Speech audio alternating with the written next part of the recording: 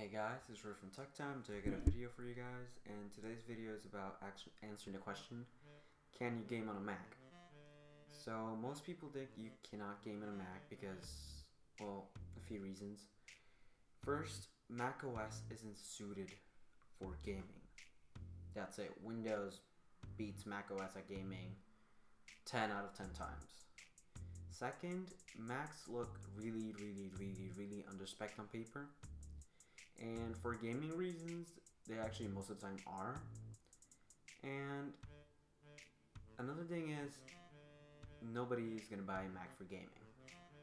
Like, if you want a gaming PC, don't go out and get a Mac, because that's not worth it for the price. But Apple introduced a 2016 MacBook Pro, and the GPU on a 2016 MacBook Pro, the highest end model, is a Radeon Pro 460.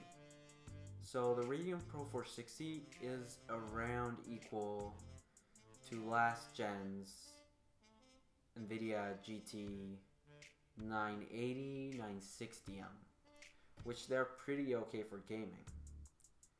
So I'm going to answer that question, if you can actually game on a 2016 MacBook Pro.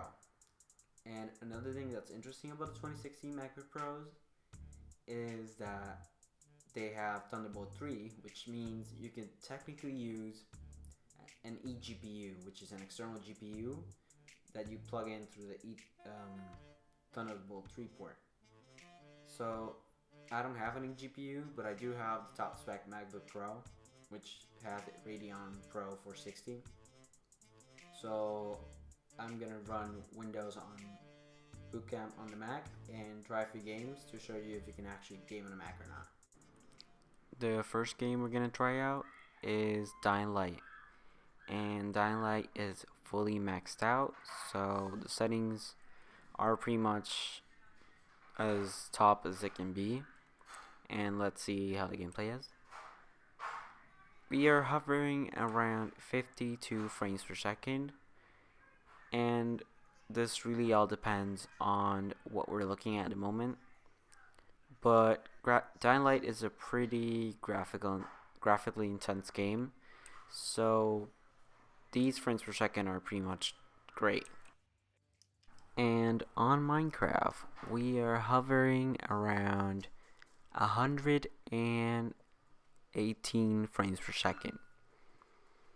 I am not sure why it changes so much, but I would say 120 frames per second is way more unplayable, considering the settings are fully maxed out. So render distance is the only thing that's not fully maxed out, but the blocks, everything is fully maxed out, as I said. So this is pretty good. The next game we have up is Black Ops 3. And Black Ops 3 is, I'm gonna put the settings fully maxed out now. So everything is on high. It's at order, independent transparency, and volumetric lighting. And yeah, so let's see how the game looks.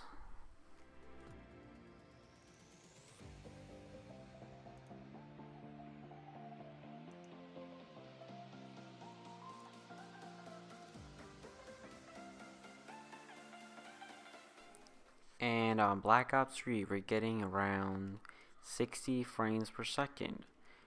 And since it's fully maxed out, this is great. It's totally playable. And it looks great too. So this means Black Ops 3 is, yes, you can play Black Ops 3 on a Mac. The last game we're going to try out, it's Counter-Strike Global Offensive. And this game is fully maxed out too. So we're getting around 170 frames per second, I would say, which you would see in a moment.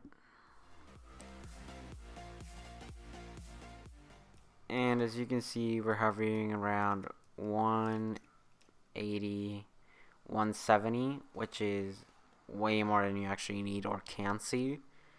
So Counter-Strike looks great. So if you decide to pick this up, you won't be disappointed. So, in conclusion, the 2016 MacBook Pro is capable of gaming, but do I recommend it as a gaming PC? No. Don't go out and buy a Mac for gaming. That's just not how it works. But if you are looking to pick up a 2016 MacBook Pro and just wondering if you can play a few like games on it, then yeah, totally you can.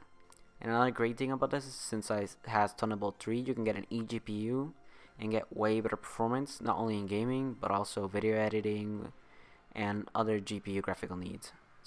So thanks for watching guys, and catch you in the next one.